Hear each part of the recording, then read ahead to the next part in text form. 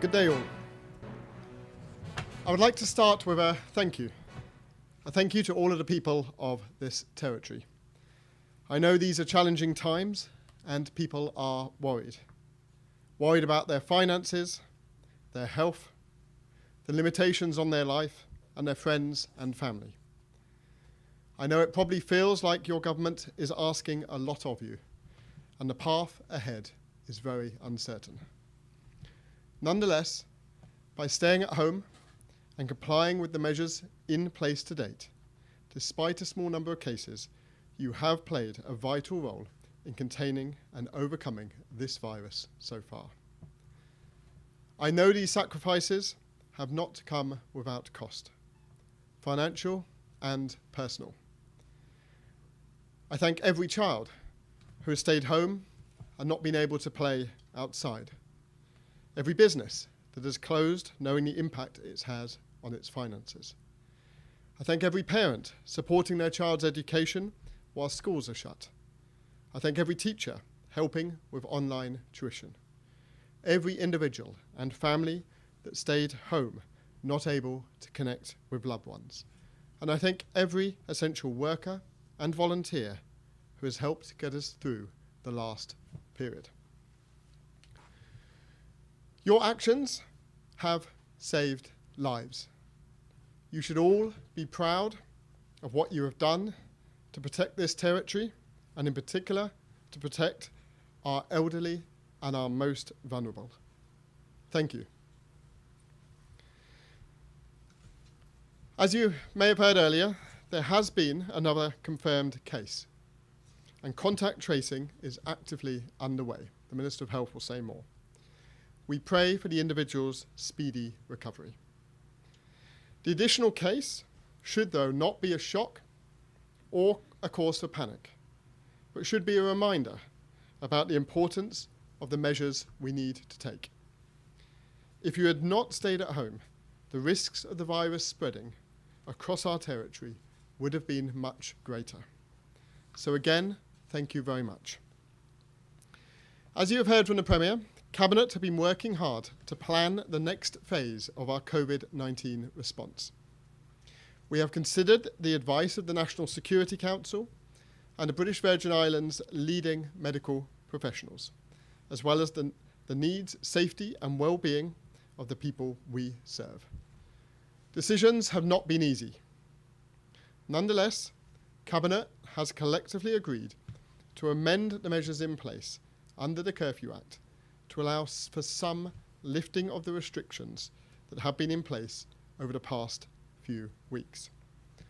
As Governor, I will sign a new curfew order that will come into effect on Sunday, the 26th of April.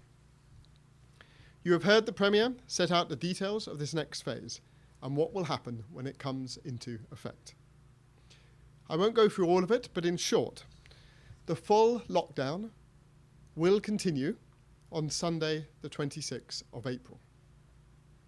From Monday, the 27th of April, and daily thereafter, Cabinet have decided that a curfew will remain in place between 1 p.m. to 6 a.m. This is an afternoon and evening lockdown where you must remain in your homes. Between 6 a.m. and 1 p.m. daily, you will be able to leave your homes, to shop for essential supplies, and to exercise safely. The curfew will be in place for 2 weeks until Sunday the 10th of May, but subject to constant review. Only essential businesses, as set out by the remarks from the Premier, such as supermarkets, banks, garages, pharmacies, etc., and as will be published, will be allowed to operate during those hours. That's between 6 a.m. to 1 p.m. Schools will remain closed, but teachers can access schools to provide online instruction. The full details will be shared on government channels, so I won't say more on them now. Instead, I would like to emphasise that the success of this next phase will very much depend on each of us taking individual responsibilities. This is not a return to our way of life before COVID-19. This is the next stage in an adaptation of our entire way of life to deal with this virus. An adaptation of how we interact, of how business operates, of how we exercise, of how we live our lives. Adapting is down to you. Our success as a community and as a territory is down to you. We, your government, are asking you to be sensible and safe and to do the right thing in complying with the measures. We will regularly review them.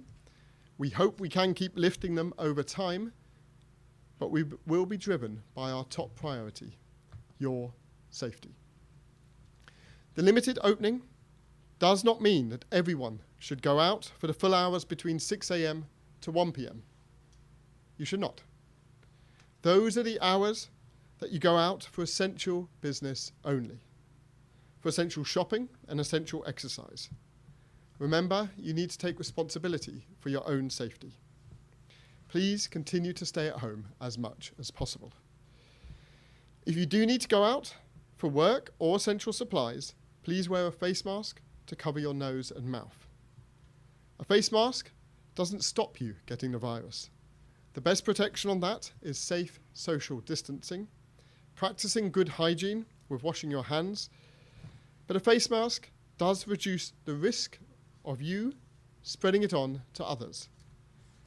You won't know who may have this virus, and that may include you. If you own an essential business that is permitted to open, you need to comply with the curfew and social distancing rules as the Premier set out. You will be inspected by our new social distancing monitoring task force over the next days ahead of Monday, and you will require their agreement that your business is safe prior to opening. Those essential businesses will have a few days to sanitize, to make the arrangements, and to get ready ahead of Monday. Please also ensure that as a business, your operating hours align to the curfew hours, allowing staff and customers time to travel to and from their destination. For everyone, if you wish to go out for exercise, please do so only with members of your household and keep your distance from others.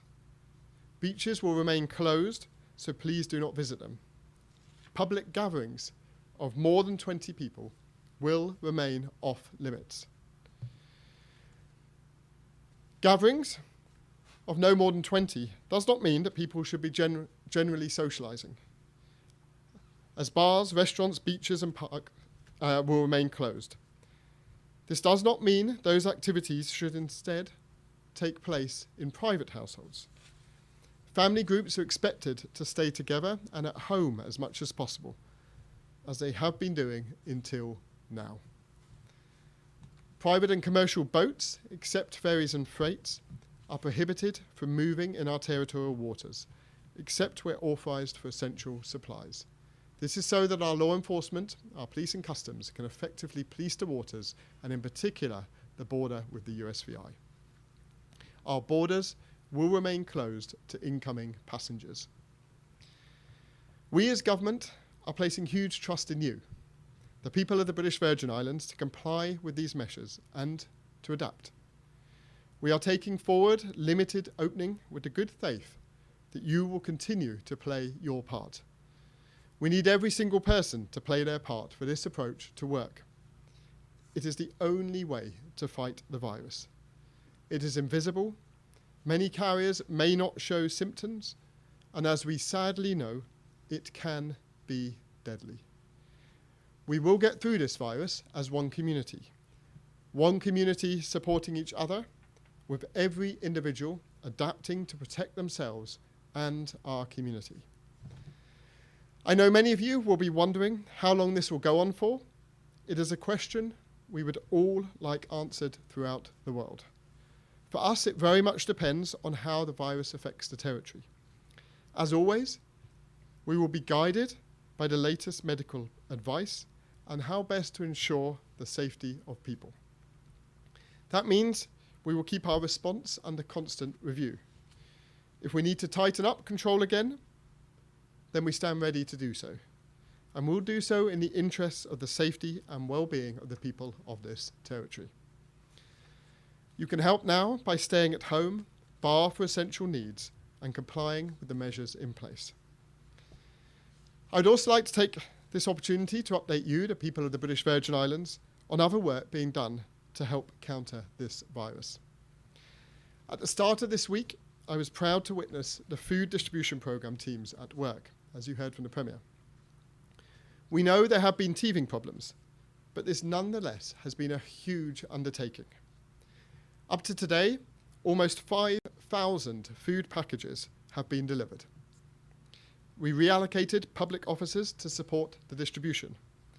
I would like to thank all the public officers, supermarket and delivery staff, and importantly, those incredible volunteers from many organisations who have been working tirelessly around the clock to distribute essential items to those in need.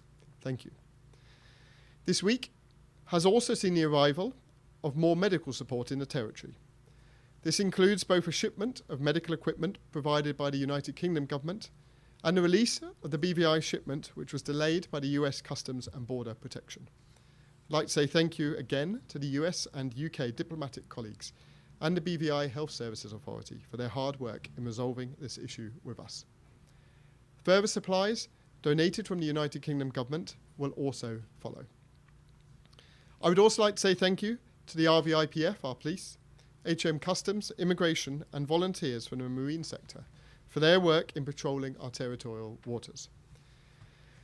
They are keeping us safe from unauthorised entry whilst our borders remain closed. The public service should also be commended for their work this week. Essential public services have continued to serve the territory, and where possible, many public services are being offered remotely. Over the next week, the public service will be making further adaptations to ensure public offices are in a position to open safely.